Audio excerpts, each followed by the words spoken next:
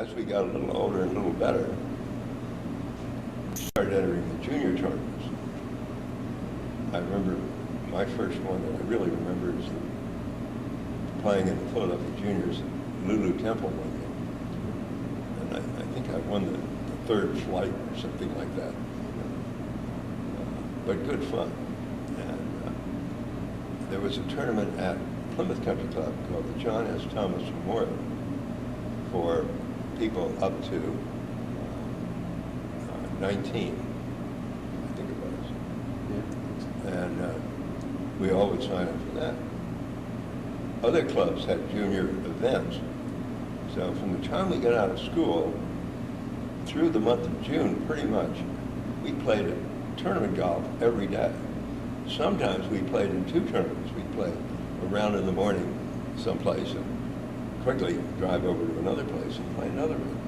So we played a great deal of golf. And Joe Kirkwood was constant inspiration. He had a great assistant named Ken Gibson. And Ken, every time Joe gave a lesson, Ken would go down to the tee with Joe. And he would listen, never say a word. He'd come back to the pro shop, and Kirkwood would explain to Ken Gibson everything he was trying to accomplish in that lesson. So Ken became a great teacher in his own right. Now, after the war, Huntingdon Valley, instead of starting the Linwood Hall singles tournament, which has a long, very prestigious history, they started the Huntingdon Valley Better Ball Partners Tournament. Now, Duff McCullough was very active. He had been Pennsylvania amateur champion, Philadelphia amateur champion, and runner-up in the U.S. amateur at Wingfoot in 1940. So he was very active in the 40s up here. He knew all the good players. In those days, very few of the better players turned pro. I mean, you had this huge group of gentlemen who played tournament golf as amateurs through their entire life. So at this tournament, we had people like Jimmy McHale, who had the U.S. Open record for the lowest round ever shot at 65 until it's been subsequently beaten. Walker Cup player. We had Ted Bishop, who won the U.S. Amateur and was a Walker Cupper a number of times. We had Tommy Barnes from Georgia, really fine player. We had Chuck Koses, one of the greatest amateurs of all time, from Michigan. And he brought a group of other good players like Tommy Sheehan, who subsequently won the U.S. Senior Amateur out here. And then locally, of course, we had Bill Hyndman, who was still not at his peak, but he was definitely on the strong way up through the 40s and early 50s. So this was an incredible better ball tournament. The kids couldn't wait for it because what we did is try to qualify and compete against these guys. Of course, there were all the good local players, and those tournaments were also very instructive in watching how they set the course up. Duff McCullough personally went out and marked each pin to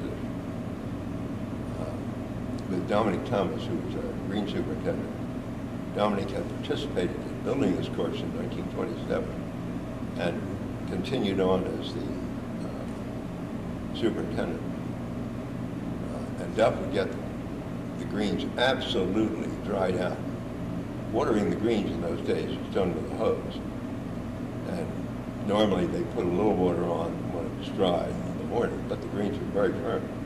But Duff wanted them really, really firm. So Dominic would be pleading with him, Duff, or Mr. McCullough, I must water the green. No, you can't water them this morning. We're playing this tournament. And it's 36 holes a day. remember one year, you walked on the greens and you could hear the grass crunching. It was that hard and that dry. And Dominic followed the last group with his hoses, trying to save the greens. And of course they were all saved. You must remember there was no watering system. So the fairways became very hard and very fast. And at Hunting Valley, as Flynn had designed it, there are so many slopes. So if you hit a straight shot out, for instance, on a lot of the holes like number 1, you end up in the rough. Now in those days, we also had higher rough than we do today. In some cases, I mean, you might have thin rough, thin fescue, up to 8 or 10 or 12 inches high on the edge of the fairways on some holes. I've shown pictures of this to the current green committees, and they have trouble believing it. But it made it extremely important to hit the fairway. But if you miss the fairway, now you're in the rough, you have a tough shot.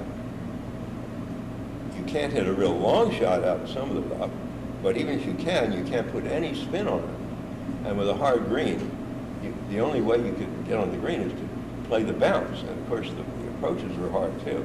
So you had to really think your way around the course. And what Duff McCullough did, I played many rounds with Duff. He sort of took me under his wing. He would fade the ball into a right to left sloping fairway to keep the ball on the fairway.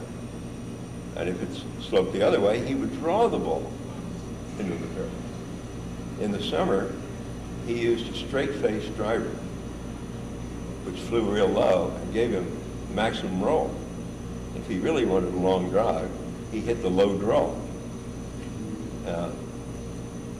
He was a master at all these different shots.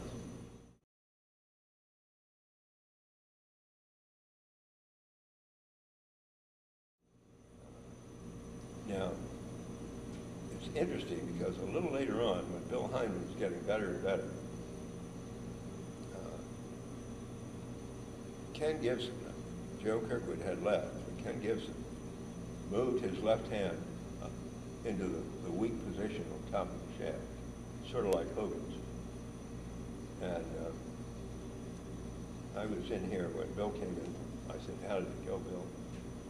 He said, "It's terrible. I don't think I broke 90. Now that probably means he shot 78 the way he talks, but I mean, after a little while, he had this thing mastered. Now when Bill was young, he was strong, supple, tall. He could hit the ball a mile, and he loved the hook because of all the extra roll. And what used to happen, we'd follow him around in these tournaments. About 3 times around, he'd hit a titanic hook into some terrible spot. And then he missed the green. And he had done this for so long that he had developed a superb short game. So we especially used to watch the holes where he hit the hook into deep trouble, then watch how he got down from par or whatever. So it was, what an environment to learn golf.